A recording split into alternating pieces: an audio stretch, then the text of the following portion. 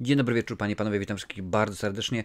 Dzisiaj obejrzymy i skomentujemy sobie film klasyk, chciałoby się rzec, Wesa Cravena, czyli Wzgórza mają oczy, część druga. Jest to film z 1984 roku. Tak, jest to kontynuacja oryginału. Zobaczymy, jak to będzie, bo z tego co pamiętam, to chyba tego filmu nie widziałem, a jeżeli go widziałem, to dawno, dawno temu. Mam oczywiście dla was przygotowane ciekawostki.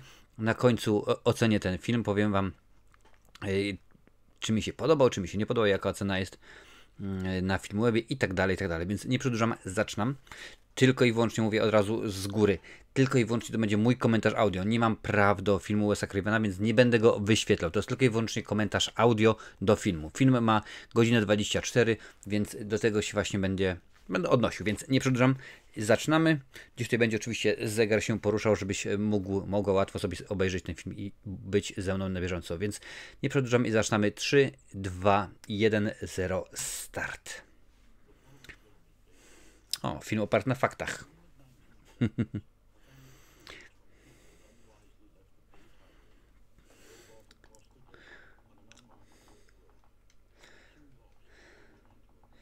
Okej, czyli dostajemy, że to powiem, retrospekcję jedynki w wielkim skrócie. Okej. Z tym filmem były problemy, ja powiem troszkę za chwilę. Okej. No oczywiście, że było. Wydarzenia jedynki były straszne, były koszmarne. A wzgórza ciągle mają oczy. Pięknie to rzeczywiście zabrzmiało. Wes Craven miał problemy duże z tym filmem. On był nakręcony jeszcze zanim powstał Koszmar z ulicy Wiązów. To ten sam czas. No ale okazało się, że rósł budżet i studio powiedziało: nie, dziękuję bardzo, my wyciągamy wtyczkę, nie będzie w ogóle tego filmu, nie ma takiej opcji. Ale potem okazało się, że Koszmar z ulicy Wiązów stał się hitem. No i studio powiedziało do USA: słuchaj stary, jak najbardziej wierzymy w ciebie i chcemy, ażebyś wrócił i skończył Wzgórza mają oczy 2, ale nie mamy już pieniędzurów, więc musisz użyć tego, co masz, jak najbardziej, tego, co już nakręciłeś. I okazało się, że film jest za krótki, żeby wyświetlić go w kinie, więc stwierdzono: ok, no to weźmiemy części z pierwszego filmu, wrzucimy 1, 3, 5, 28 retrospekcję. W ogóle chyba jest to jedyny albo jeden z niewielu filmów na świecie, gdzie pies będzie miał retrospekcję, przynajmniej tak jest napisane na IMDb. Zobaczymy, jak to będzie wyglądało. No, ponieważ Craven wie, jak studio postąpiło z jego produkcją, powiedział, że nie, od tej pory to nie jest mój film i ja najbardziej się nie podpisuję po tym, co zostało wykonane, jak ten film wygląda. To nie jest po prostu moje dzieło. Sobie tutaj zapiszę.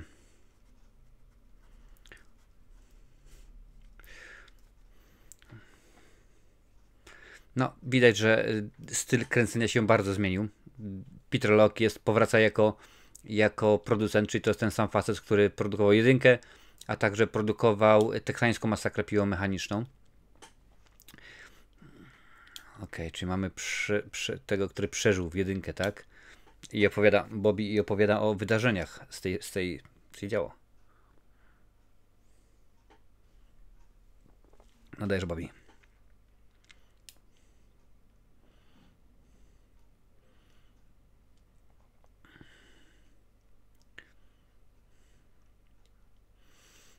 Czyli Bobby jest na fotelu u psychiatry, psychoanalityka i po raz wtóry dostajemy to, co było powiedziane na początku.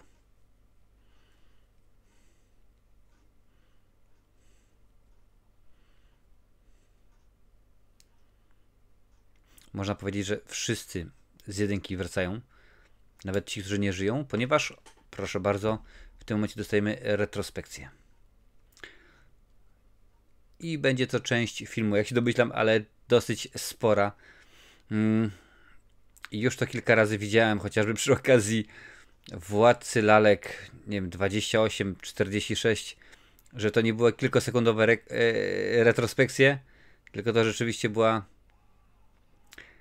bardzo, bardzo, bardzo długa.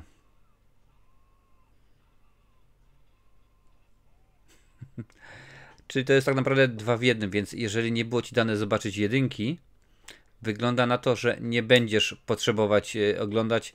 Możesz obejrzeć dwójkę i wszystko się okaże tutaj.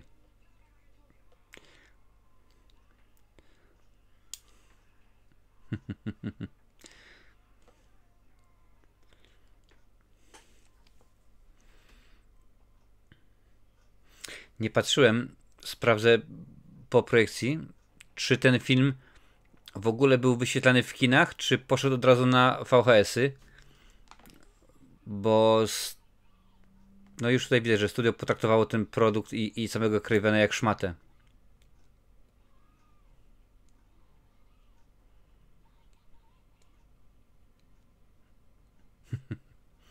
I też pamiętaj, jak z retrospekcja to się ładnie rozmazuje wszystko, dostajemy dźwięk harfy i tak dalej, więc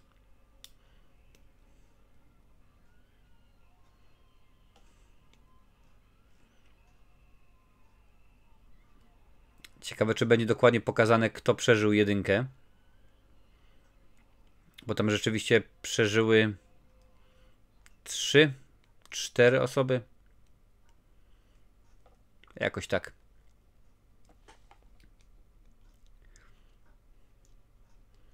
Okej, no to powiedzmy. Nie najgorzej. Ta retrospekcja, no, nie mogła wypaść źle, ponieważ to jest scena wzięta z tamtego filmu, wycięta i wklejona tutaj, więc nie było tutaj żadnego odtwarzania i tak dalej, i tak dalej. Nie, po prostu. Ależ beznadziejne oświetlenie. Dobrze wiemy, że no, nie oświetla się od tyłu do kamery, bo to w tym momencie będzie cień, a tutaj, jak widać, ktoś miał inny pomysł. Wiem, że Wes Craven to był mistrz, niedościgniony mistrz horrorów, ale jak widać, trzeba się uczyć stopniowo. Nie od razu powstał Koszmar z ulicy Wiązów, trzeba było przejść przez wzgórza, ostatni dom, dom po lewej i tak dalej, i tak dalej.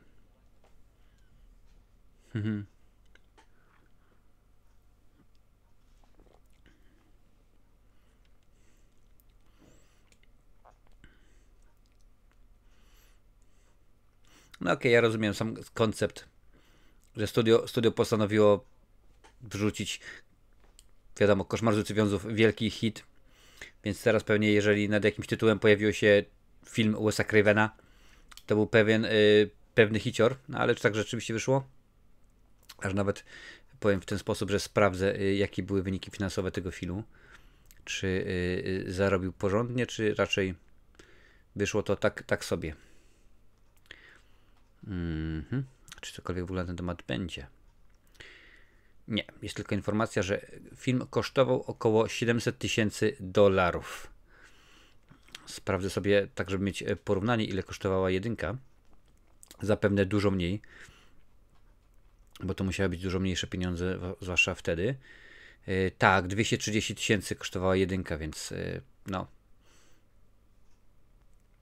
Różnica jest konkretna. Ale brzyda, jaka paskudna morda. No to naprawdę wygląda raczej jak facet, który ma maskę założoną, a niekoniecznie... A może to jest maska? No zobaczymy. Może się okazać, że tak rzeczywiście jest. Ciekawostek niestety nie mam zbyt dużo, bo jest tylko 6 bodajże na IMDb, więc raczej się będę opierał o tym, co widzę, no ale patrząc na te łóżko i na to, jak rzeczywiście to wygląda, można odnieść wrażenie, że już widać tutaj styl Wesa Cravena, bo tak było oczywiście przy okazji też Koszmar z ulicy Wiązów, ale to byłoby za ładnie, więc to zapewne jest jakiś jej narzeczony czy ktoś taki.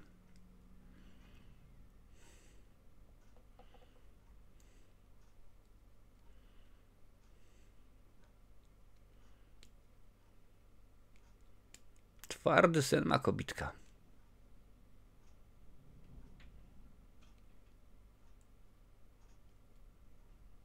Patelnia.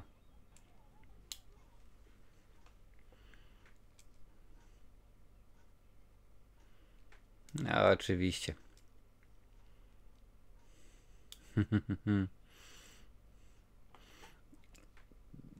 Jeżeli popatrzy na to, jak ci aktorzy wyglądają, i potem sobie nałożysz na to Heather Langenkamp i w sumie nie jej chłopaka, bo jej chłopakiem był chyba Johnny, że pamiętam, ale tam był taki jeden z bohaterów, który był obwiniany właśnie, oskarżany o te wszystkie morderstwa, to niemalże 1:1.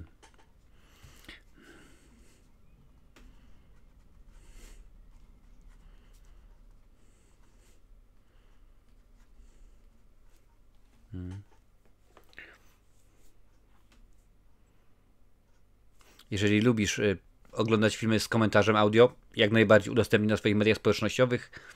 Im więcej ogląda, tym większa osób, tym większa zabawa, tym fajniej będzie się nasz kanał rozrastał. Burbank, Yamaha, pięknie.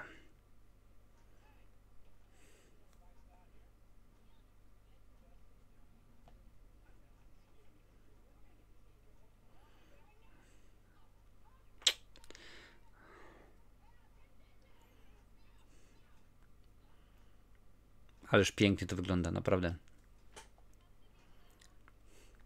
Sam Wes Craven stwierdził, że ten film był zrobił ten film, bo krótko mówiąc, potrzebował kasy. Bardzo często, zresztą w tamtych czasach, Carpenter zrobił tak 2 Halloween, bo rzeczywiście potrzebowało kasy, więc tutaj widać było podobnie i niestety to czuć, kiedy film nie jest zrobiony z miłości, tylko tak, ta piosenka jest nagrana dla pieniędzy.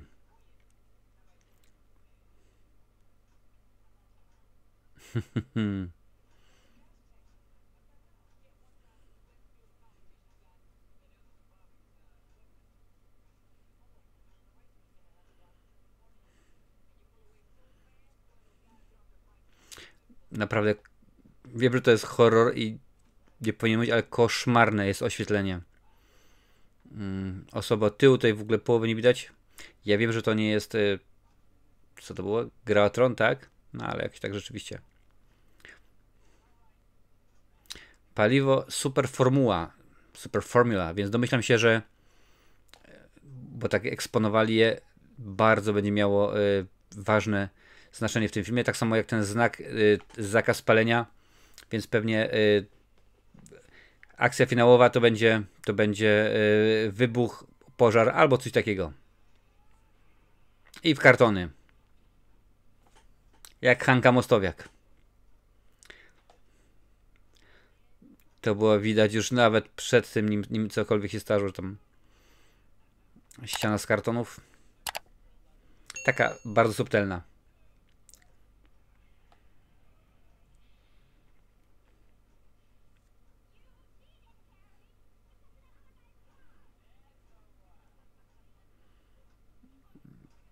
Zaskoczenie, że motor był szybszy od autobusu.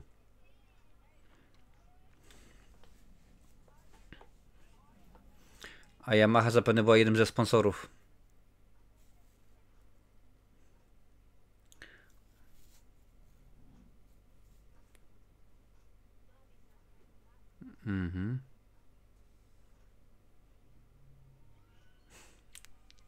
I kolejna retrospekcja, bo pamiętamy, że ten film był za krótki.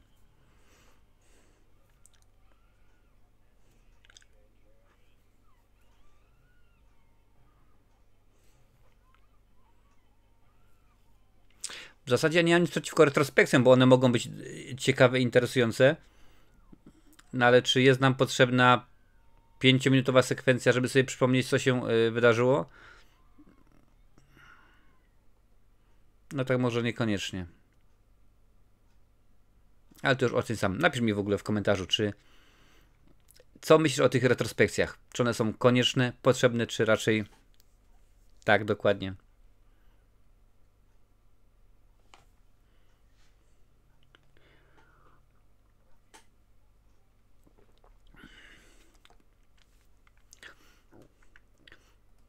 Sprawdzam tutaj te ciekawostki, może coś się jeszcze znajdzie, ale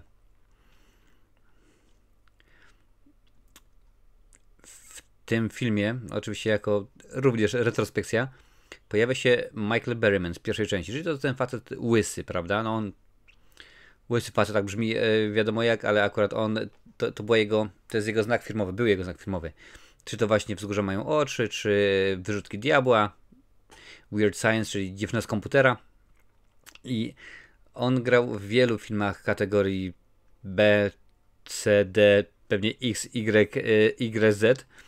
I jeżeli taki aktor, który no, zęby zjadł, stracił włosy na takich produkcjach, mówi, że ten film jest okropny, to chyba nie świadczy dobrze o samej produkcji.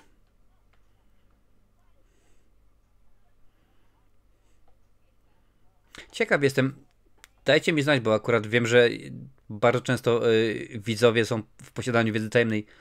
Czy istnieje wersja tego filmu, która jest bez tych zbędnych retrospekcji? Dajcie znać, czy coś takiego istnieje, czy rzeczywiście jest dużo no domyślam się krótsza, ale i szybsza, bardziej zwarta i ciekawa.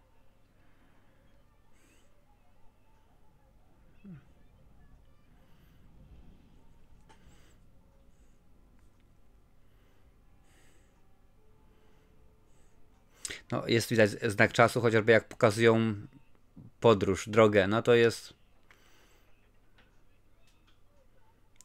oczywiście film sprzed prawie 40 lat. 39 lat temu ten film miał swoją premierę, więc...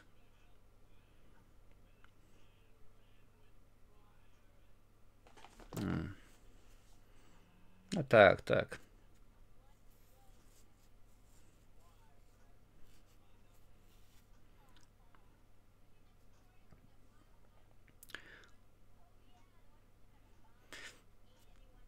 Ciekawe. To będzie guma, zapią gumę, czy jednak coś innego stanie? Może silnik?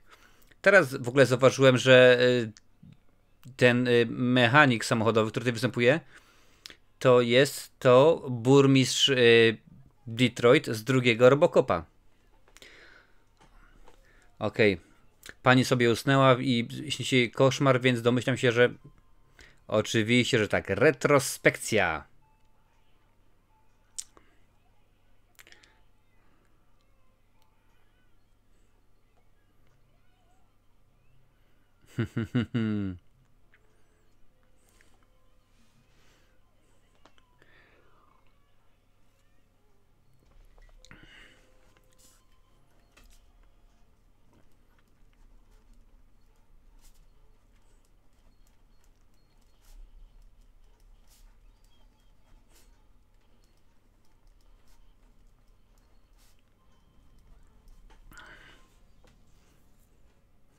O, pojawia się słynny grzechotnik.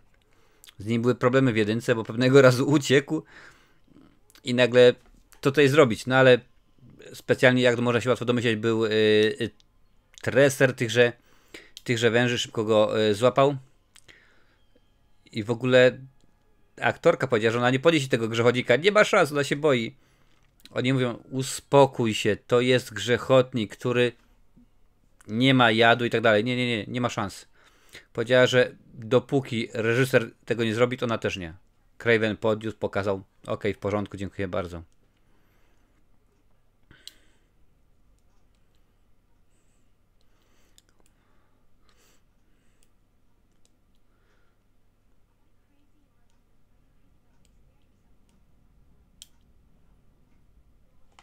To jest dopiero wyczucie. Jedną z bohaterek oczywiście jest dziewczyna niewidoma. No i motyw jest taki, scena w autobusie, zresztą widzisz, pootwierane wszystkie okna, ludzie się drą, ona siedzi 4 rzędy z przodu i słyszy, że za nią kobieta sobie bardzo ciężko oddycha. To się nazywa super słuch. A przy okazji samochód oczywiście zachowuje się jak się zachowuje. Dawać. Minęło 30 sekund, jeszcze nie było żadnej retrospekcji. O, jest nasz znak. Także dawać.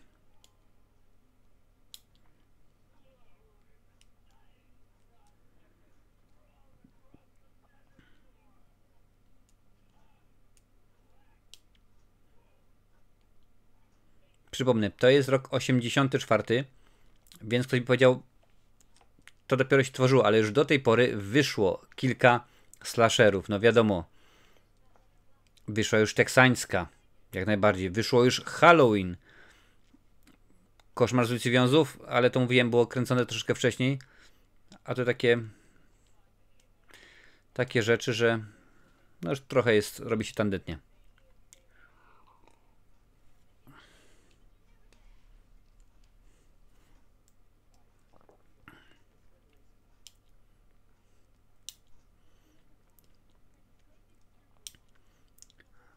No i jest wielki problem, bo okazało się, że jest zmiana czasu z zimowego na letni, z letni na zimowe, no nieważne, i nie zdążą, więc jest tylko jedna szansa, żeby zdążyć. Co musimy zrobić?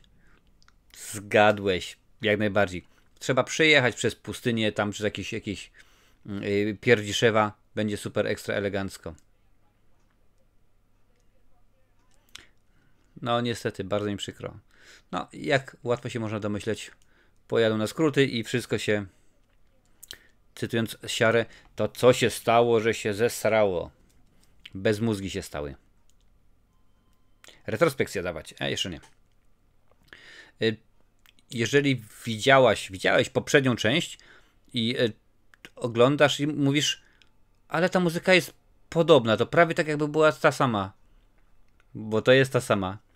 Jak już mówiłem, studio stwierdziło, wykorzystamy jak najwięcej z poprzedniej części, co możemy, więc nie tylko był ten sam kompozytor, Harry Manfredini, ale również jeżeli możemy wykorzystać ścieżkę dźwiękową z poprzedniej części, to właśnie to zrobimy, więc w dużym aspekcie pojawia się również ta ścieżka. No i jedziemy na skróty i nie, złapią gumę albo gdzieś się utkną, bo nie ma szansy. A proszę bardzo, a tutaj ktoś żyje. No, zobaczymy, co się będzie działo.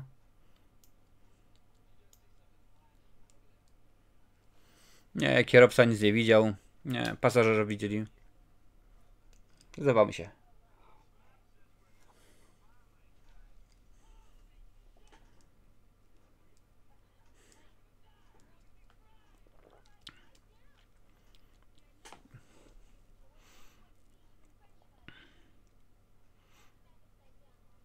Poczucie humoru jest takie, że idealnie by się w tym filmie odnalazł Karol Strasburger.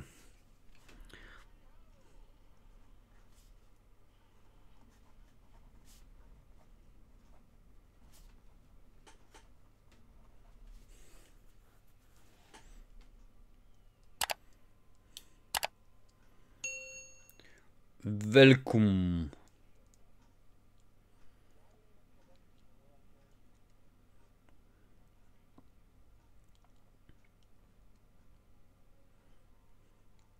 I wygląda na to, że jedną racjonalną osobą jest ta niewidoma dziewucha.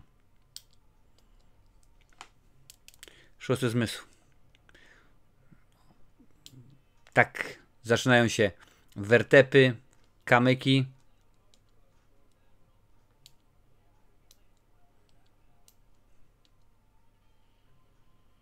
Oj, oj, oj, proszę bardzo. Uderzyli gdzieś tam podwoziem w kamyczek. Paliwo się wylewa.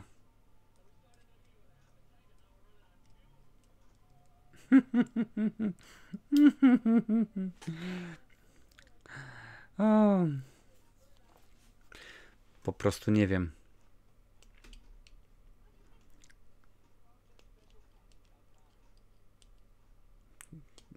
Guma do rzucia. A, oczywiście, że tak.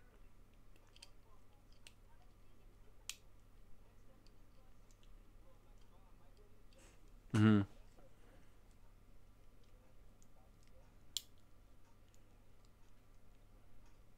Tak, oczywiście. Kombinowanie.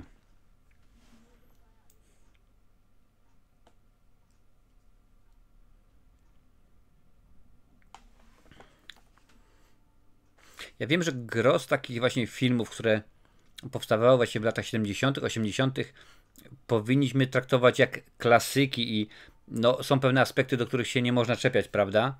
Jak chociażby no, te wszystkie rzeczy, które teraz mnie śmieszą i nużą, bo już widziałem je po stokroć, wtedy dopiero się tworzyły i to tak naprawdę nie był przetarty szlak, więc dla widzów to było coś nowego. Ale są pewne produkcje, które wykonują to w sposób dobry, ciekawy, interesujący, a są filmy, których robisz recenzję i zastanawiasz się, kiedy pojawi się pierwszy plus. Coś mi się wydaje, że Lincoln będzie miał używanie.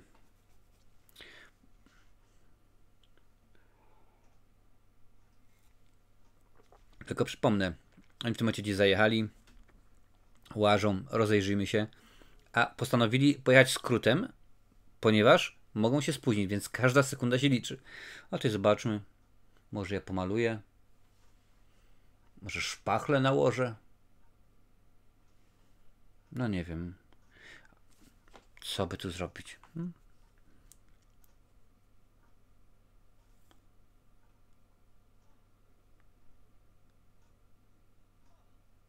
Nie ma.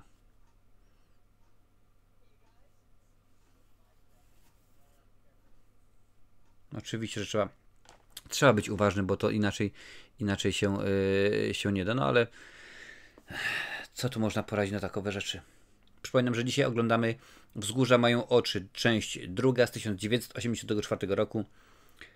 Film w reżyserii Wesa Cravena, który po tym jak się studio wmieszało i stwierdziło, że oni zrobią to lepiej, no powiedział, że nie, to już nie jest jego film, dziękuję bardzo. Mimo że zarówno reżyser, jak i scenariusz był jego, ale koncept był inny i miał nakręcić cały film, a nie tylko 2/3 albo 3/4. Różnie to jest podawane. Akurat na IMDb jest napisane, że 2/3 filmu nakręcił Wes Craven, a studio dorzuciło 1/3 poprzez retrospekcję i coś tam, gdzie mogli wziąć jeszcze z innych filmów.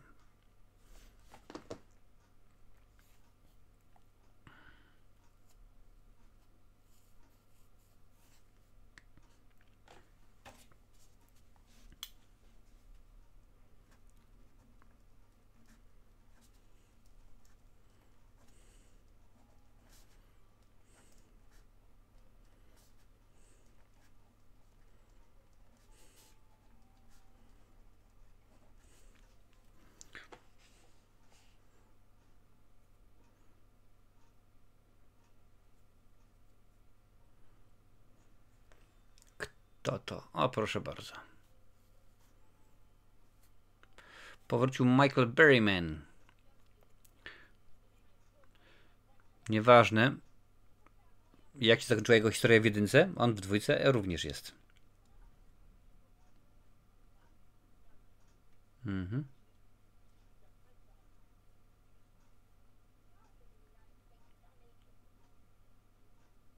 Czy poczucie humoru w tym filmie tobie też wydaje się, umówmy się w ten sposób, delikatnie mówiąc, tandetne? To nie chodzi w tym momencie o to, że to z 1984 roku. Uwierz mi, widziałem Bracia Marx są filmy niemalże sprzed 100 lat i bardzo mnie śmieszą. Filmy Mela Brooksa czy Monty Python również są sprzed wielu, wielu lat i cały czas są zabawne. Nie mówiąc oczywiście o mistrzu Charlie Chaplinie, ale...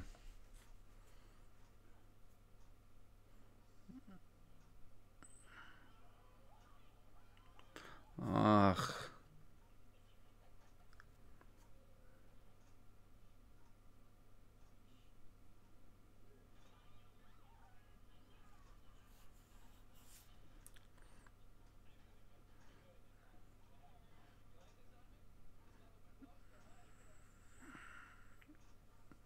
Ależ świetny straszak, naprawdę. Powinien dostać nagrodę imienia Zakonnicy, część pierwsza.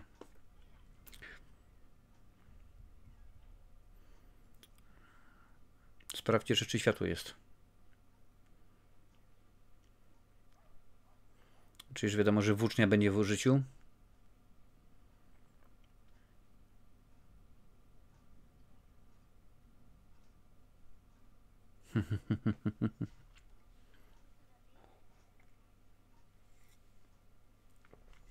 Pięknie.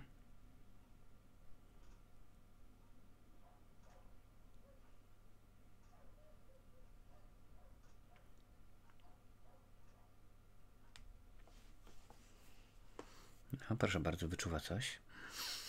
Teraz wszyscy widać potrafią wywąchać.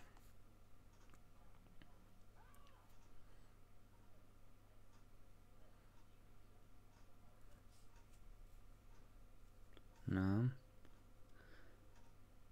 Dziewczyny wyczuwają coś. Węchem oczywiście. Więc z odległości kilkuset metrów zapewne. No.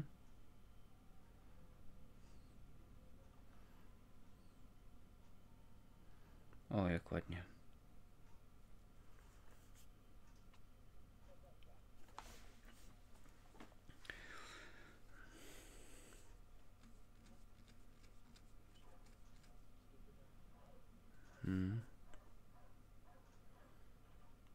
W jedynce oczywiście też był piesek, który tam robił swoje.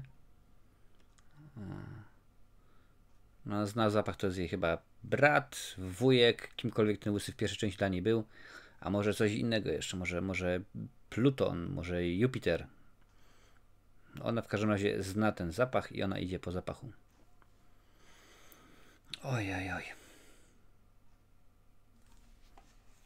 Tego nie lubię. Kiedy po pierwszej części, która jest w miarę ciekawa, interesująca, dostajemy dwójkę i tak po prostu tak obuchem w ryj i na zasadzie jakościowym.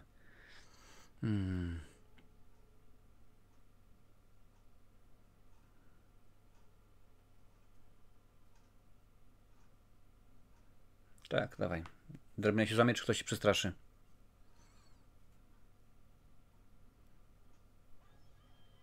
A jednak. Pluton.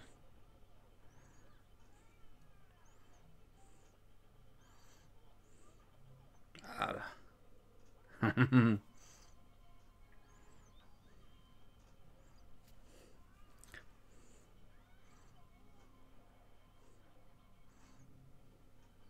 Ale jest dobra. Trzeba przyznać, że jest sprawna kobitka.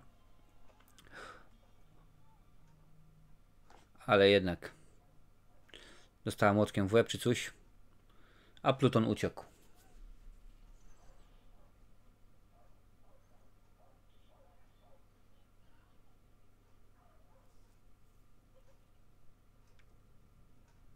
Nie, ona im nie powie. Nie może im powiedzieć oczywiście, bo jak żeby tak.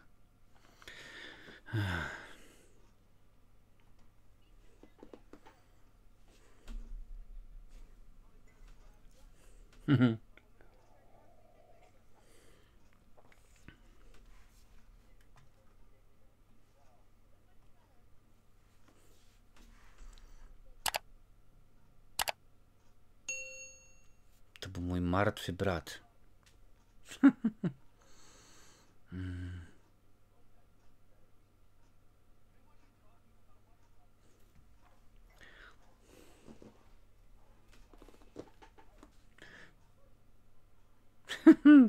I to jest właśnie ta scena, kiedy pies ma retrospekcję.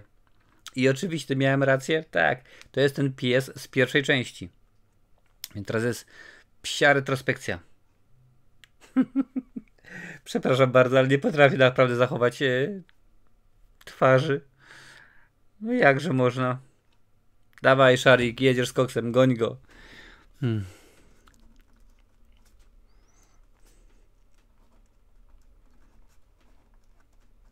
To jest coś pięknego, naprawdę coś pięknego.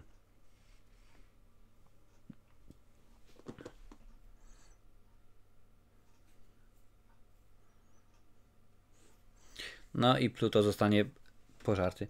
Ale jaką ten pies ma dobrą pamięć.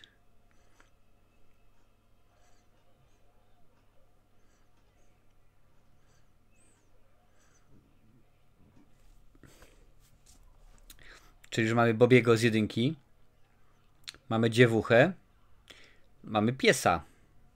No i mamy brata.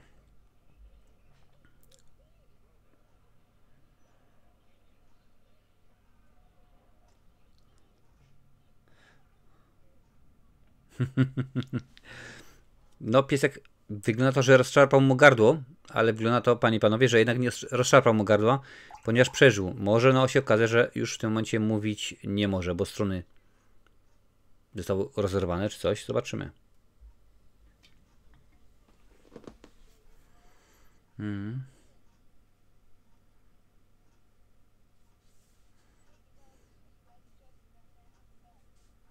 To ja.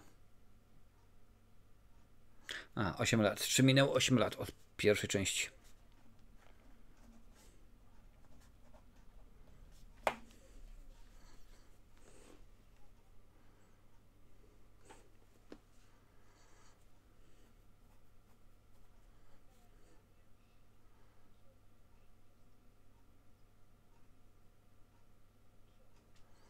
Czyli po raz wtóry dostajemy tą samą historię.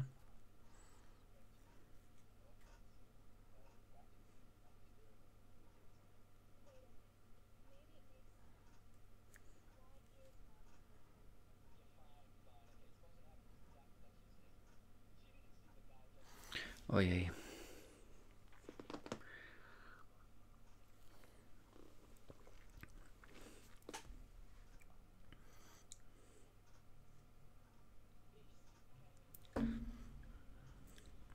No i okaże się, że przybite są opony.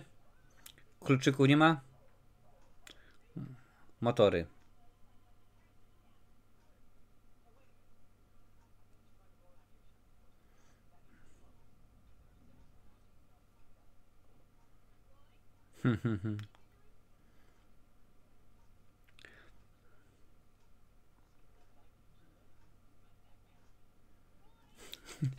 Czyli kolejne co? 20 minut, pół godziny stracone? To w tym momencie już nie ma znaczenia, bo wzięli ten skrót, pojechali tą trasą, ażeby zaoszczędzić tę godzinę, tak? A tutaj w tym momencie się luzują. No proszę bardzo, tam Pluto gdzieś jeździ na motorze, ale którego nie widziałem.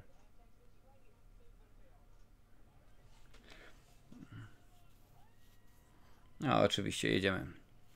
Okej, w porządku. Oni wydają się być zawodowcami, bo ścigają się w tych zawodach nomen omen motocyklowych, więc teoretycznie wiedzą co się święci, ale to samo można było powiedzieć miało miejsce przy okazji Dni Ogłowego części pierwszej i wiemy jak tam się skończyło. A tutaj ten też sobie założył kask. No, kaskadera trudniej poznać oczywiście jak ma kask założony. A on się ogląda, no bardzo ładnie, pięknie.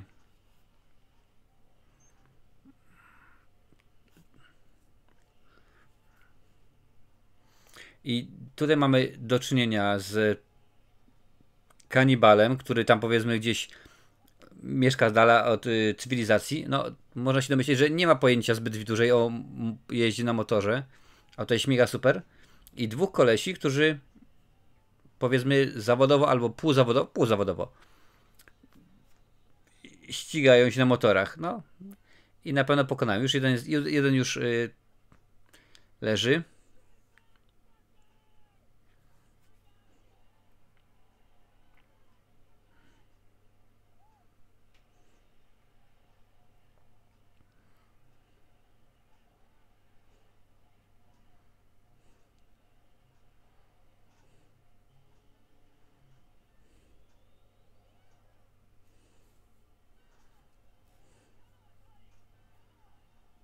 Aha, bo on włączył turbododawanie tym paliwem super ekstra fajnym.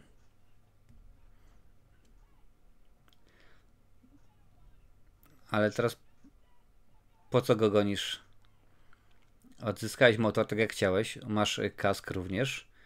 Więc tylko bierzesz dwa motorki i... No ale dobrze.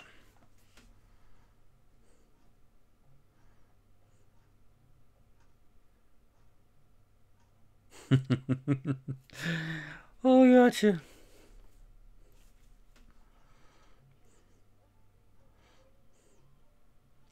Trzeba przyznać, że rzeczywiście bardzo ładne lokalizacje wybrali.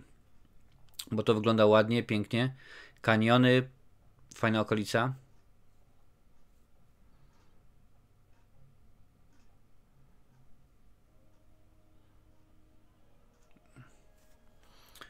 Dobra, dorwał go i teraz pewnie zaraz wyjmie nóż. Ja to chyba powinienem prorokiem zostać, może jakieś horoskopy będę czytał w telewizji albo coś.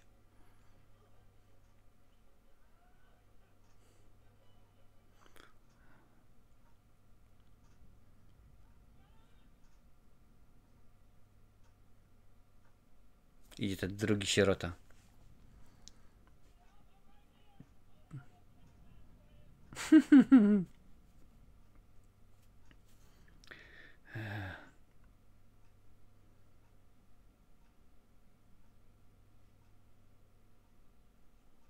Skąd oni biorą tych ludzi?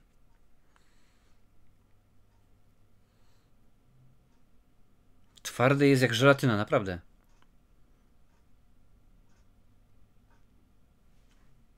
Dawaj, dawaj.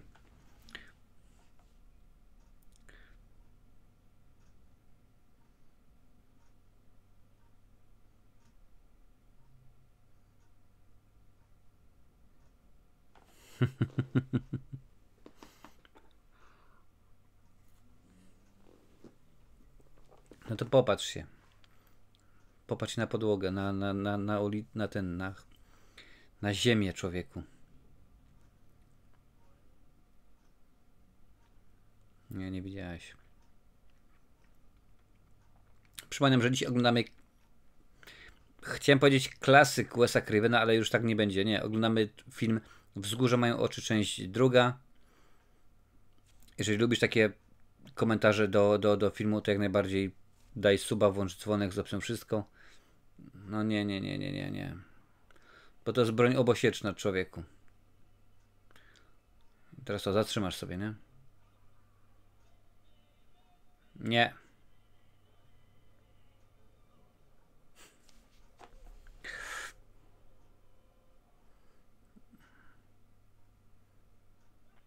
Cóż za tuz intelektu z niego, naprawdę.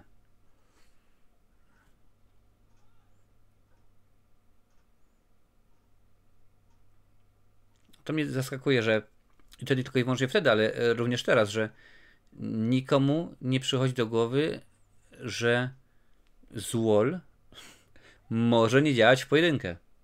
No, naprawdę. Ten facet wygląda jak C. Thomas Howell, co tylko i wyłącznie jest na plus dla niego, no ale to już...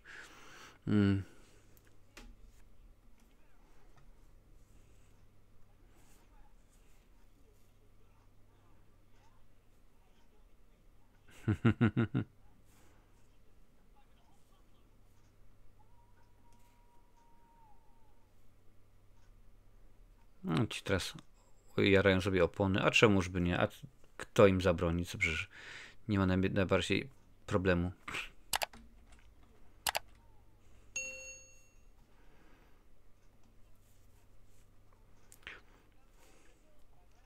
Minęło 40 kilka minut, a czuję się, jakby naprawdę minęło 2 dni. No i mam coraz głupsze pomysły. Teraz mamy fajerwerki, tak? Jakieś w autobusie. Odpalmy je. No, tutaj oświetlenie przynajmniej rozumiem w ten sposób, że jest tylko naturalne, tak? Nie mieli dodatkowych... No bo jeżeli to jest kręcone, a można by założyć w lokalizacjach tamtych jak poprzedni film, no to było 50 mil, czyli jakieś 70-80 km od najbliższej wioski, miasta, no więc rzeczywiście ciężko byłoby rzeczywiście ogarnąć to wtedy. Pamiętaj, to jest wiele lat temu, to 1984 rok, 39 lat temu. Przepraszam bardzo. Ojej.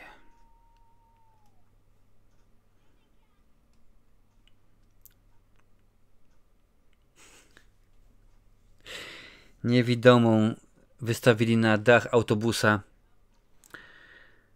żeby wypatrywała, czy nie widzi ich. No ja nie wiem, może oni są na tyle debilni, że stwierdzili, że może ich wywącha, usłyszy.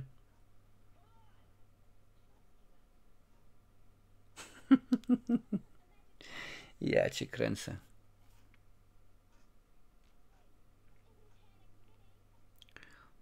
Nie, no wszystko jest w porządku. Rewelacja. Chłopaków nie ma, jest super. Ja widziałem brata, który chciał mnie zabić, który zjadał ludzi. Nie, wszystko jest w porządku, nie ma sprawy. No po prostu cudo. O, supraśl. Kto na motorku jest? Kto tym razem?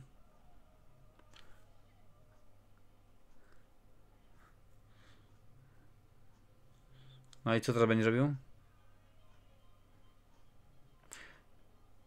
Poznaję tę twarz, tylko muszę ją zobaczyć w pełni, żeby wiedzieć.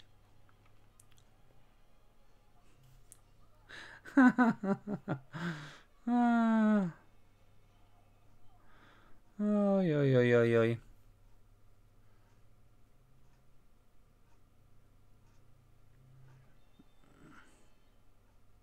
Kiedyś była taka piosenka, że kopyto za kopytą stary koń ciągnie brykę. No tutaj jest głupota za głupotą.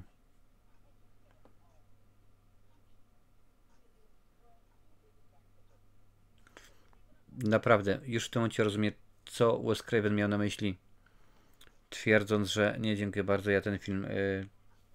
no, on nie jest, naprawdę nie jest dobrym. To nie jest dobra produkcja.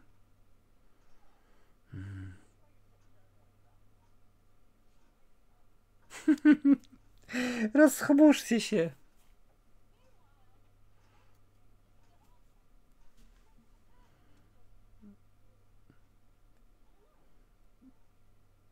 No tak, no bo oni sobie żartują, no to oczywiście, że tak. Musimy ich dorwać, musimy zrobić kilka żartów, pranki tak zwane. Będzie super, my się schowamy, oni przyjdą i się przestraszą. O! Proszę cię.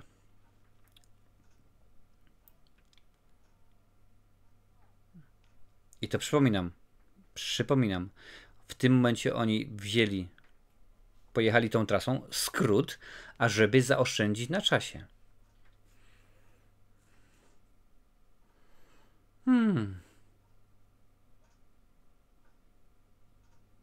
Boli. Naprawdę oglądanie takich filmów boli.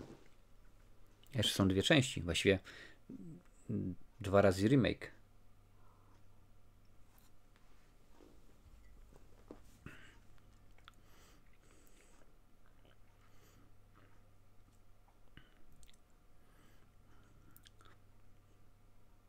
Groovy. Dokładnie. Władca ciemności? No powiedzmy. Niech będzie. Armia ciemności oczywiście. Niesamowity Ash. Ruby. A czy ona czasem nie nazywała się inaczej w pierwszej części? Aż sprawdzę. Mi się wydaje, że tutaj postać, która się nazywa Ruby, w pierwszej części tak się nie nazywała.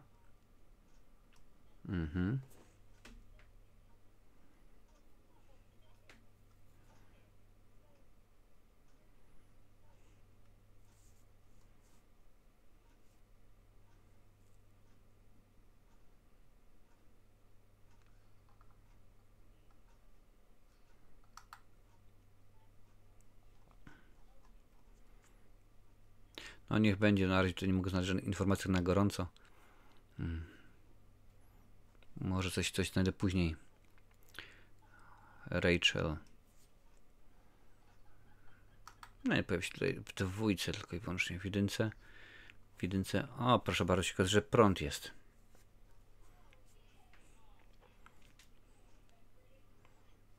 W jedynce była Ruby, tutaj jest Rachel. Jane jest Blythe, nawet ta sama aktorka.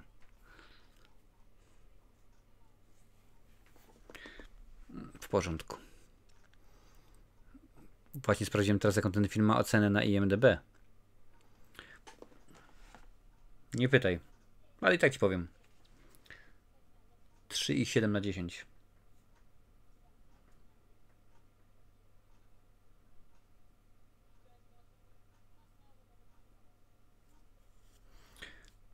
Nie mogliście ich znaleźć w ciągu dnia, więc idziecie poszukać ich w ciągu nocy. Rewelacyjny pomysł.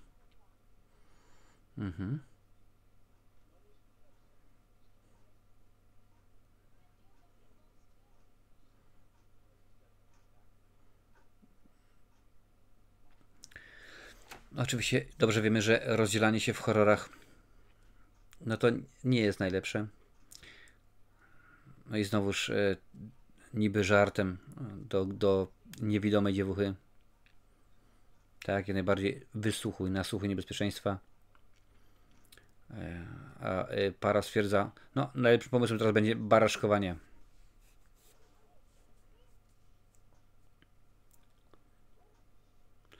Dawaj piesek, musi uciec wam, bo inaczej by to nie miało sensu.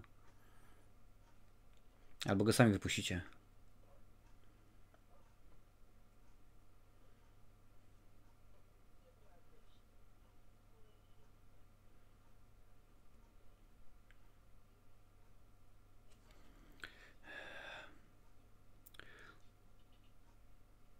No tak, 84 to przecież są czasy dyskoteki, Terminatora. Wypuść bestię, oczywiście. Na pustyni jesteśmy, co się może stać przecież, no nie ucieknie.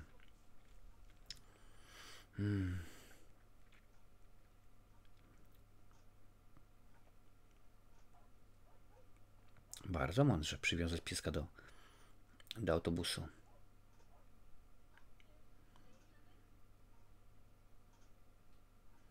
Mamy i Golasa. Nieważne.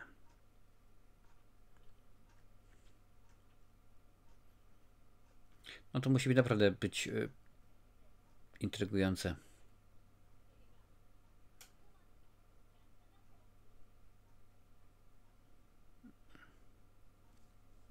Świeczki znalazła i się tym ekscytuje.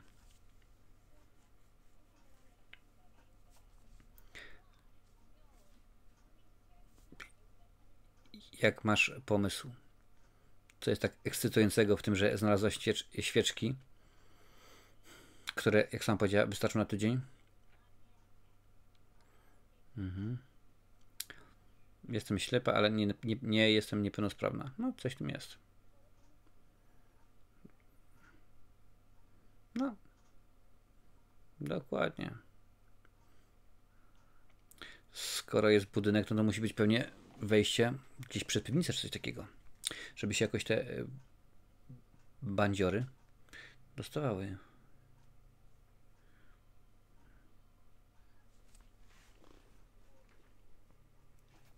W tym momencie jesteśmy gdzieś w okolicy 51 minuty. Ojojoj.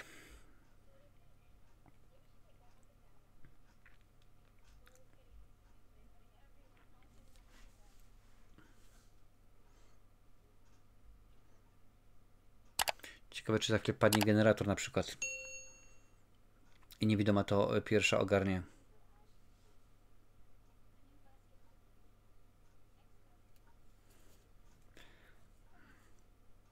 No co zauważyłaś? Pochwal się nam. Prysznic na przykład może, nie wiem.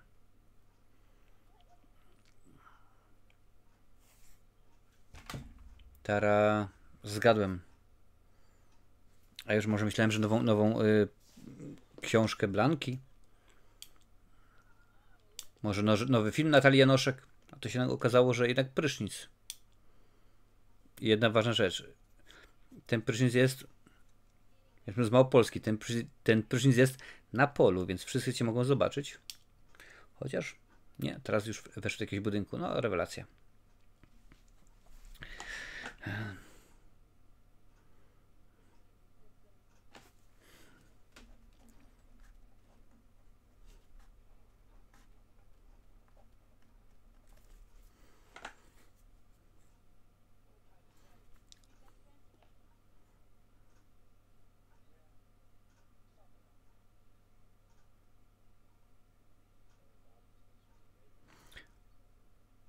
Teoretycznie ten fakt oświetlenia, a właściwie braku jego, albo znikomego oświetlenia, powinien działać jako przewaga.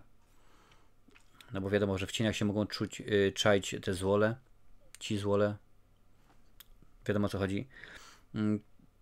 Więcej jest szans na straszaki i tak dalej, ale kiedy oglądasz i rzeczywiście nie widzisz nic,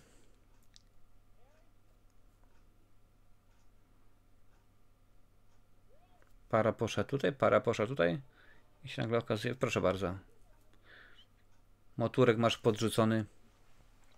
podrzucony kask i ciężko było poświecić na to, żeby zobaczyć, kto go tam pchnął.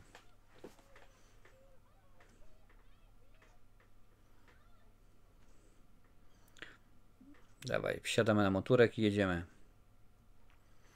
Oczywiście Yamaha.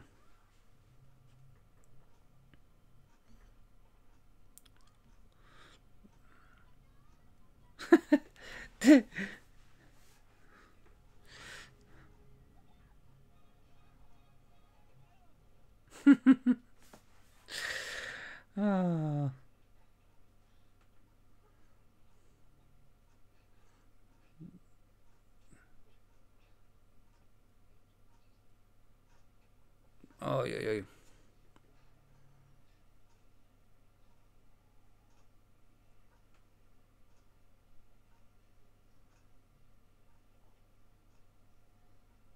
Mm. I nie ma Hulka. Tam Hulka. W zależności jak się tłumaczy.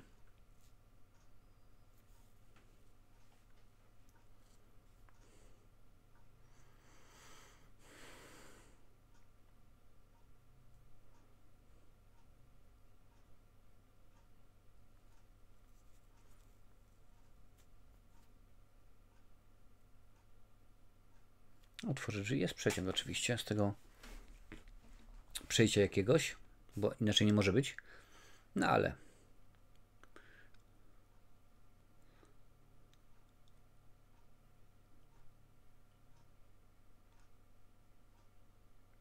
co to jest? Agregat, tak? Tak, agregat. Albo jakiś inny włącznik, lodówka. No na pewno w lodówce oczywiście pełno ciał ludzkich. Wiadomo.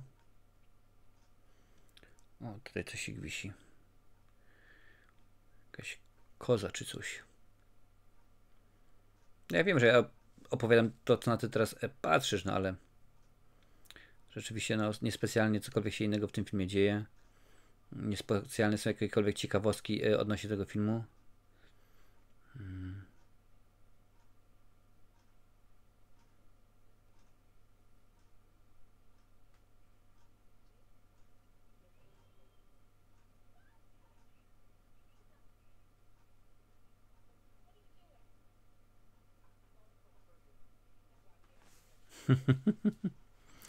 Chyba widziałem włamywacza. Czyli krótko mówiąc, zdaje się, że widziałem Kotecka.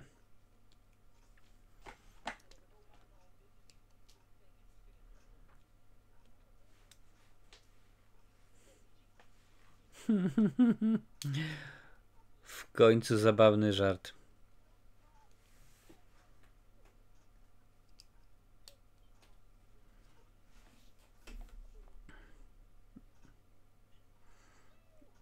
I skończyło się rumakowanie.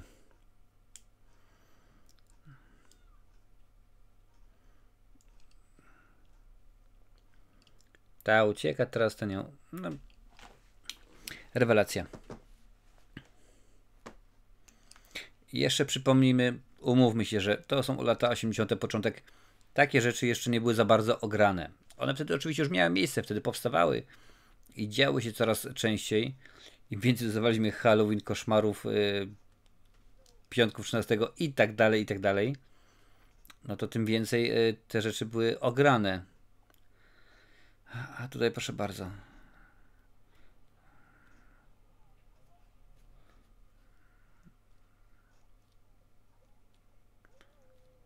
A piesek gdzie? Nie zauważyłeś, że psa nie było, człowieku? Przypiętego do tego, do autobusu? I co, będzie... I będzie on gonił autobusem po pustyni w nocy, gdzie dopiero co bak załatali gumą do rzucia, przypomnę, gumą do rzucia. Skończyło się paliwo. Ty deklu jeden.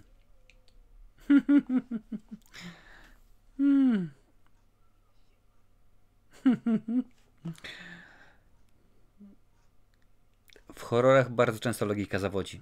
No zdarza się taki gatunek. Niekoniecznie jest postrzegany przez twórców jako jeden z takowych, gdzie tuzy intelektu muszą się pojawiać, gdzie postacie muszą być napisane od A do Z, krwiście, dobrze, sensownie, ciekawie. No tutaj widać, to nie jest dobry wybór.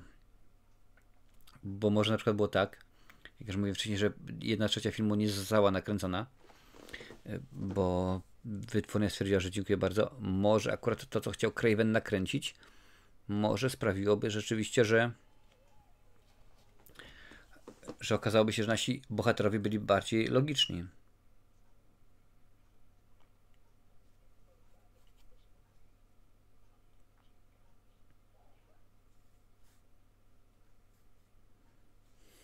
Zamknij twarz.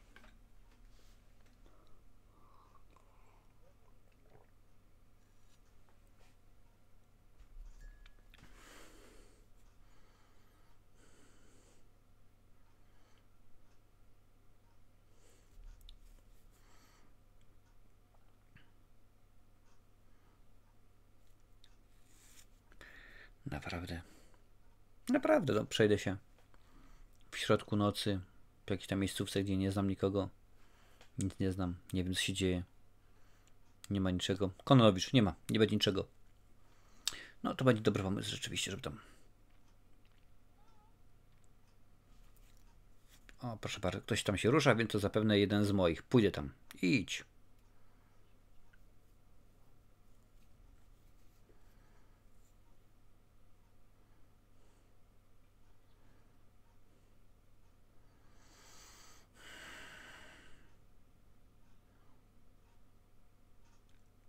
Wszyscy mają 20 km biegania. Przynajmniej tak się zachowują i tak wyglądają, jakby nagle musieli przejść z jednego krańca Warszawy na drugi. Takie odległości są rzeczywiście i...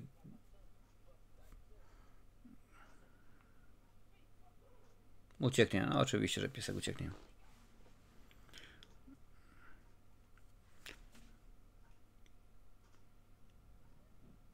Schyl się po siekierkę. Tak.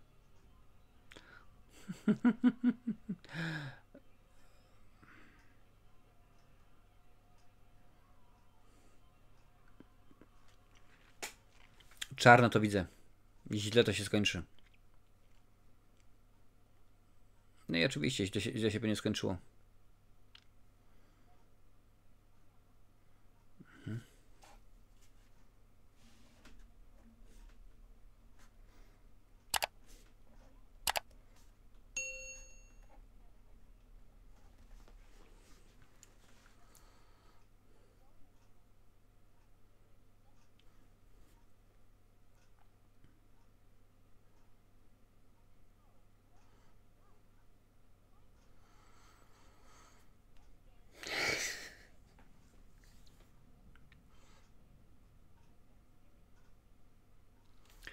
Niewidoma nie dowierza, że światła się wyłączyły.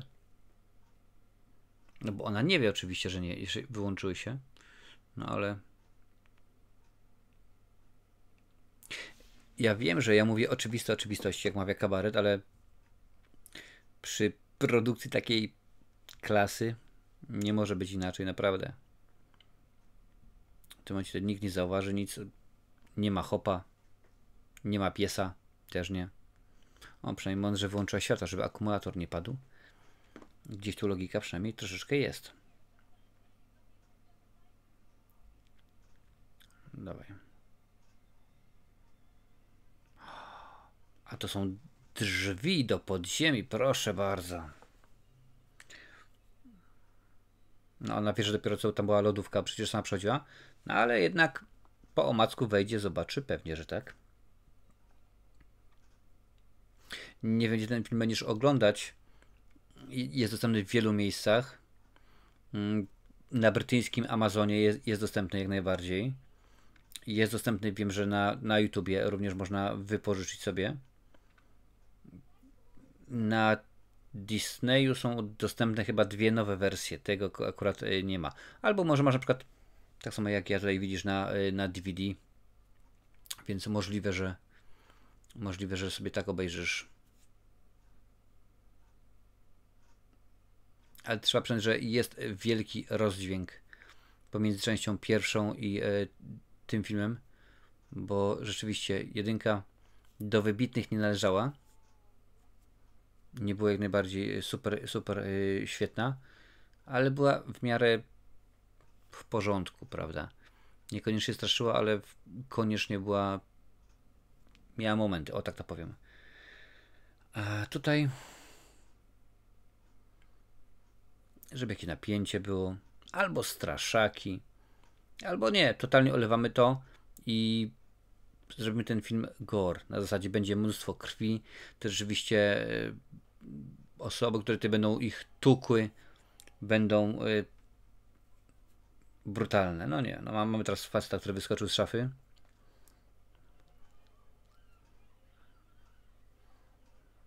I złapał się drugi,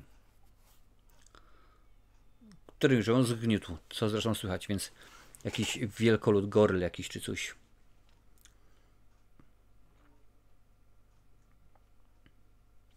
Czy to jest ten sam facet, co był w jedynce, co go rozwalili? Dostał nożem, siekierą, pistoletem czy czymś tam jeszcze. Psychiatra tak patrzyła się na, że tak powiem, listę obecności, no ale na razie niespecjalnie cokolwiek się ciekawego pojawia. Facet z ręcznikiem, proszę bardzo, na przykład jest. A tak to same zdjęcia archiwalne.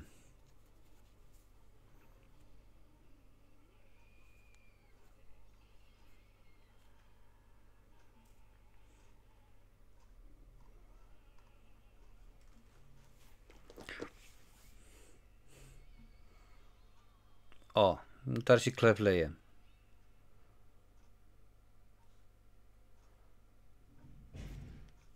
Byłoby zabawnie, gdyby się nagle tak naprawdę okazało, że w tym filmie przeżyje niewidoma. To byłby taki, no nie powiedziałbym zrządzenie losu.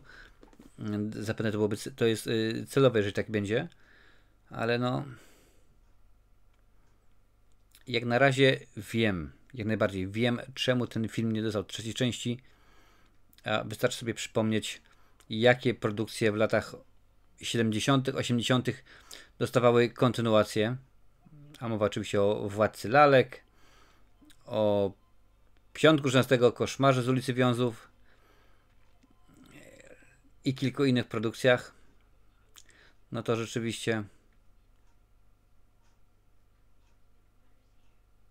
no już w tym momencie wiemy.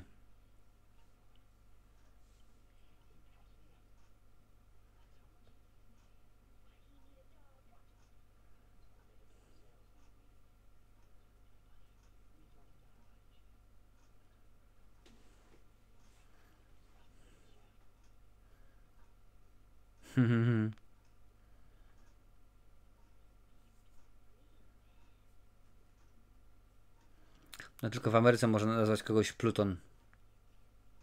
Nie mówię oczywiście o planecie. Chyba, że był ukłon w stronę pieska pewnego. Dlatego raz, dwa, trzy.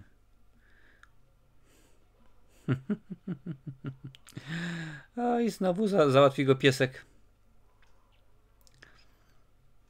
Widać, że bestia to jest jego wielkie nemezis. Wielkie, bo owczarek podhalański, tak może niekoniecznie, nie podhalański, jak gadam, owczarek niemiecki. Dawaj. Pięknie. No a piesek już nie przeskoczy. Pewnie pobiegnie naokoło deklu, bo to już akurat wiemy z wielu filmów, że psy do najgłupszych nie należą. Wręcz przeciwnie. No a ty raczej intelektem nie grzeszysz.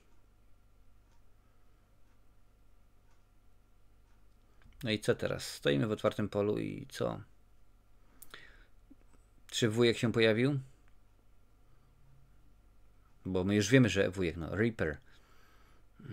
Tak.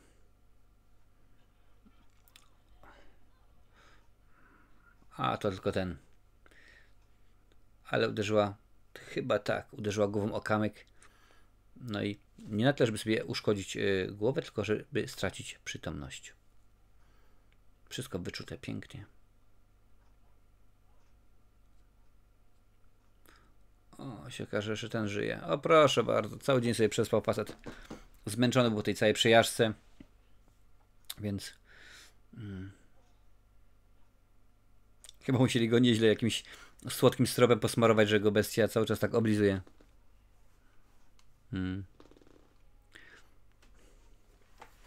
Spokojnie, jeszcze jakieś 16-18 minut. Przetrwamy to wspólnie. Dawaj, dawaj.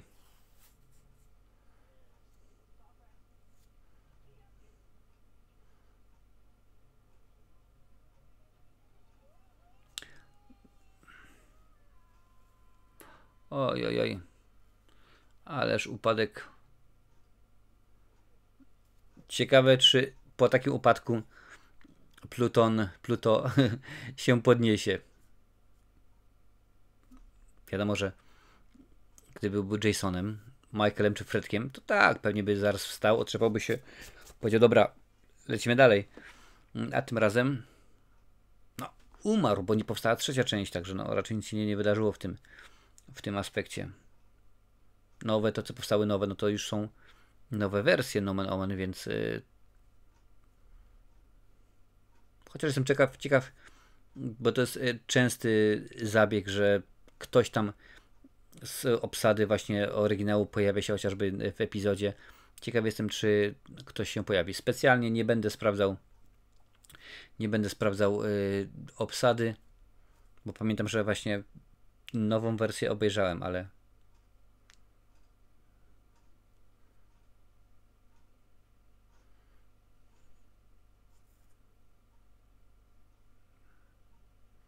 to jest zabawne. W tym momencie tak bada rękoma.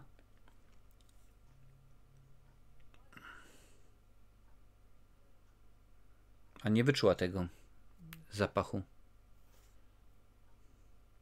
A wcześniej tam ze 100 czy 200 metrów już wyczuwała, więc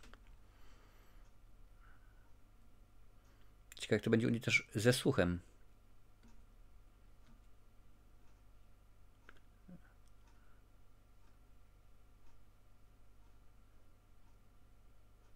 No żarówka jest, żarówka.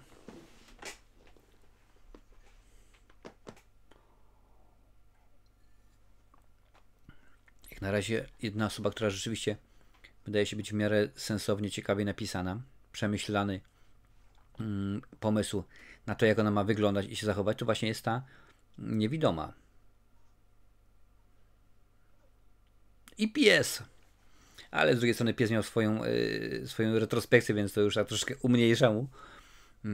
Oczywiście pół żartem, pół serio. To jest ta włócznia, którą na początku mieliśmy tego filmu, więc ważne, ta włócznia będzie oczywiście brana pod uwagę, coś się wydarzy, ona będzie odgrywała ważną rolę. Jeszcze pamiętam o tym, że paliwo również musi odegrać ważną rolę, więc pewnie Reaper, tak? Pewnie Reaper zostanie zjarany. Też tak samo jak swój brat, więc koniec rodzinnych koneksji tutaj będzie.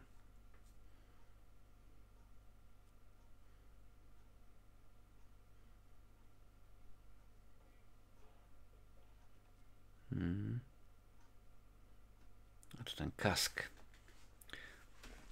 I zapewne z tyłu na kasku będzie ta naklejka, gdzie tam ona swojemu mężczyźnie, że tak powiem, wybiła.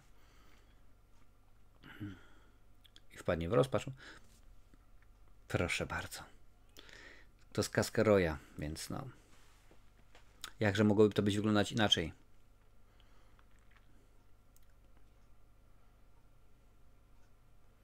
Tam widzę, motorek z tyłu jest. Ktoś tutaj się rusza, więc pewnie gdzieś tam ktoś tu łaził.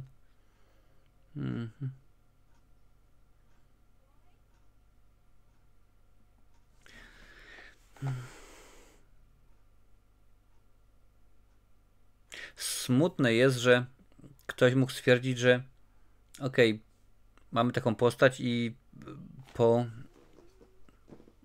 godzinie ponad oglądania filmu ona będzie myślała, że jej facet sobie z niej żartuje, biorąc pod uwagę, że ludzie giną, że coś się dzieje.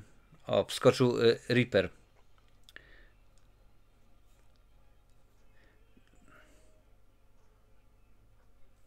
Ale mu noga utkła. Jakby to powiedział Piotr Bałtroczyk, noga mu utkła, bo jest za gruby. No, nie ogarnę tematu.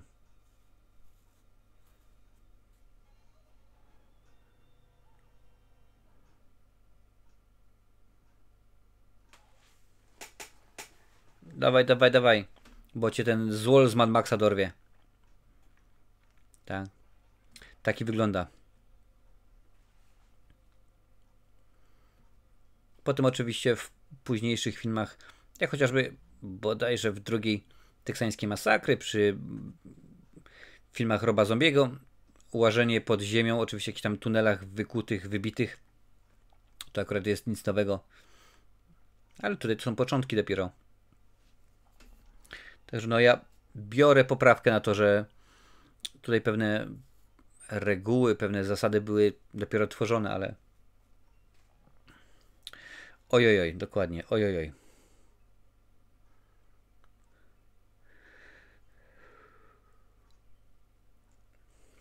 męższe oglądanie czegoś takiego. Nie tylko czego myśli, żeby się wziąć i uderzyć w kimono. Uważaj, bo Conan leci. Ale taka muzyka piękna, te kropelki, jak w Panu Kleksie. Kiedy to uczniowie przechodzili z bajki do bajki. Zaraz wyskoczy meluzyna.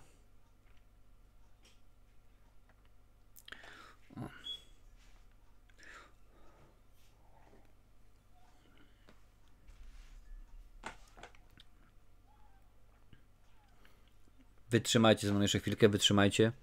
Ile jeszcze? 8 minut, wydaje się. Wydaje się, by to było jeszcze 500, no ale... No tak, czyli ona została w tym momencie sama. Jest ona, jest piesek, no i jest ten Roy. Gdzieś tam w górach.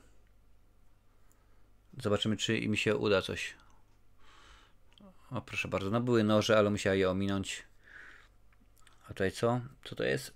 Paliwo jakieś. Embalming fluid, czyli płyn balsamujący? No niech tak będzie. Ale czemu siebie tym pokrywasz? Tamten facet nie jest niewidomy. A chyba może żeby poszedł za nią. No zobaczymy zaraz. Zaraz się przekonamy, jak to wygląda.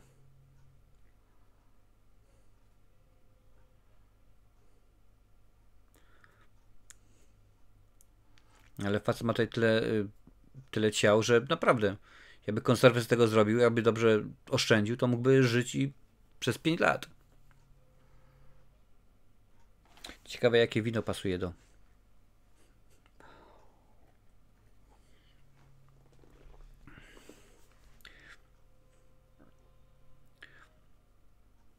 Aż muszę sprawdzić, bo jak kojarzę skądś tego aktora, co prawda jest pod taką ilością charakteryzacji, że ciężko go rozpoznać, no ale może to będzie coś... Jest. John Bloom się nazywa.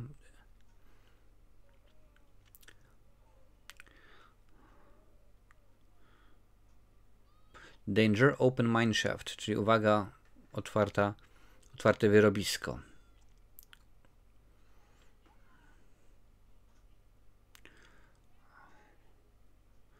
Kto to? A ten idzie. Zaraz chwyci za linę i będzie się... No, proszę bardzo. Okej. Okay.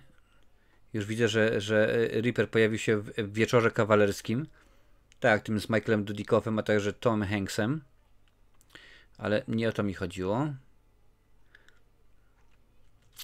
Star Trek 6. Undiscovered Country. No to nie, jednak po prostu go pomyliłem. Wygląda jak ktoś inny. Myślałem że właśnie, że pojawi się w jednym z Mad Maxów jako główny złol. Ciach, weź, odetnij.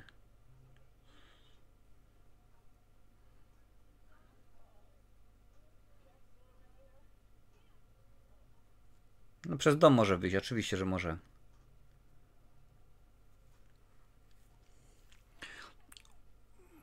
W ogóle Wes Craven stwierdził, że głos tego aktora, czyli Johna Blooma, nie jest dość groźny, dość mroczny, więc poprosił, że tak powiem, ekipę o podrasowanie tego głosu. No, aktor nie był zadowolony, no bo wiadomo, że aktorzy lubią dużo swojej twarzy widać na ekranie, głos i tak dalej, no ale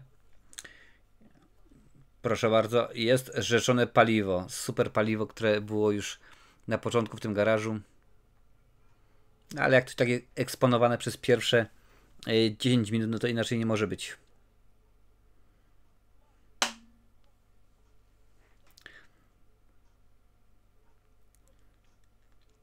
Ja tylko przypomnę, że oglądamy dzisiaj Wzgórza mają oczy, część druga. Film w reżyserii Wesa Cravena, 1984 rok. Jak się podoba? Łapka w górę i udostępniamy. Niech to się niesie. No nie tak, jak już wciągasz tę beczkę, to odwrotnie.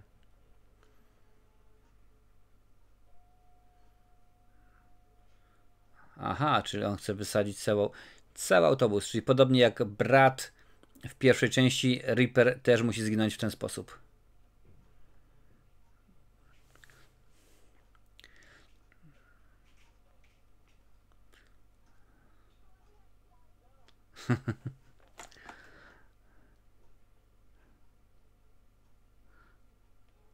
No i co, ten Reaper ma pójść śladem benzyny, tak?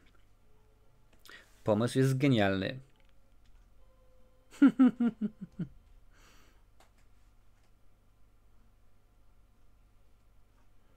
No tak, weź sobie ten ogień bengalski.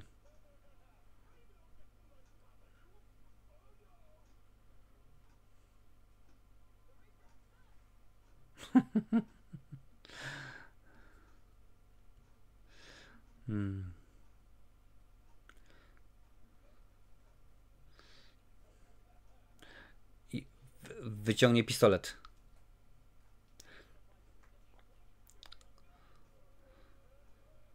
A nie, tylko maczetę, no.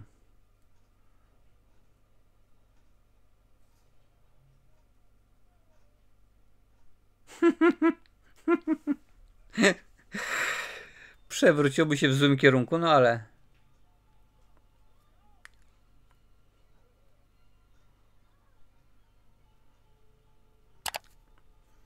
Ona zdążyła.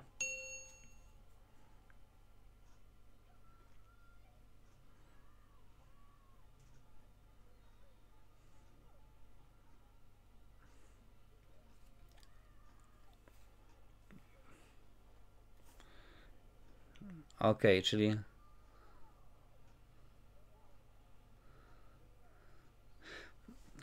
Puść to, puść. I teraz autobus musi wybuchnąć oczywiście. Też dorosły facet nie miał problemu, żeby przejechać brzuchem po ogniu, a ten ma problem, żeby przeskoczyć tam 20-centymetrowy ogień. No dobrze. Podnieś kołdrę, podnieś kołdrę. Hurra. Bum szakalaka. Wystrzałowy facet.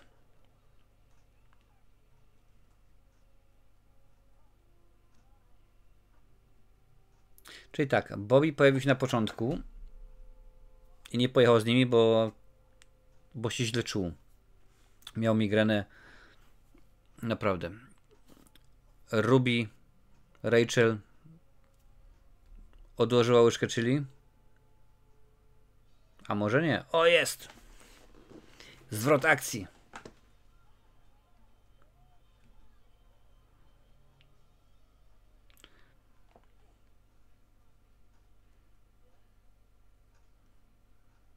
Gdzie on jest? No. Niewidoma wie, gdzie on jest, a ty, człowieku, nie ogarniasz.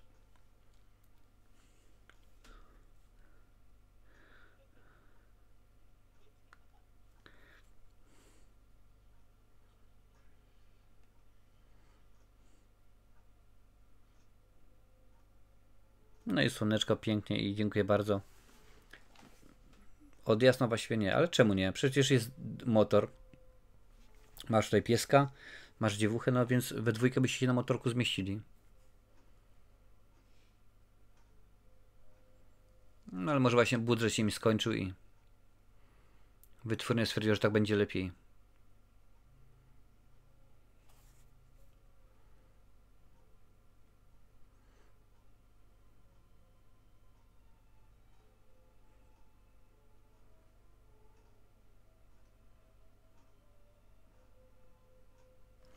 No, bez tych retrospekcji film zapewne trwałby z 10, może 12 minut krócej. Okej, no i jak myślisz? Czy on rzeczywiście jest wart obejrzenia? Nie, ten film naprawdę jest beznadziejny. Nie straszy w niczym, jeżeli chodzi o horror, thriller, jak zwał, tak zwał. nie jest dobry. Fabuła, delikatnie mówiąc, jest wtórna, jest beznadziejna. Aktorstwa nie będę oceniał, bo to jest horror, no to akurat już przyzwyczailiśmy się do tego, że tak, poziom jest bardzo, bardzo niski, ale to nie jest dobre kino, naprawdę. Nie polecam, odradzam ten film. Jak chcesz zobaczyć, jaka jest moja cena, sprawdź sobie na Filmwebie. Oczywiście pojawi się recenzja tego filmu, więc gdzieś tutaj za chwilę będzie do niej odnośnik, możesz sobie sprawdzić. Również do pierwszej części tego filmu, który też był skomentowany, też możesz obejrzeć go z moim komentarzem.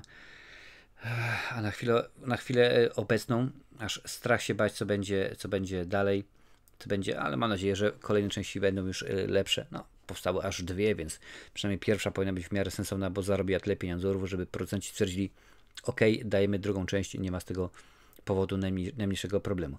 A z mojej strony to już wszystko, dziękuję bardzo. Oczywiście widzimy się znowu za czas jakiś przy okazji kolejnych filmów, które będę właśnie tak dla Ciebie omawiał. Cześć.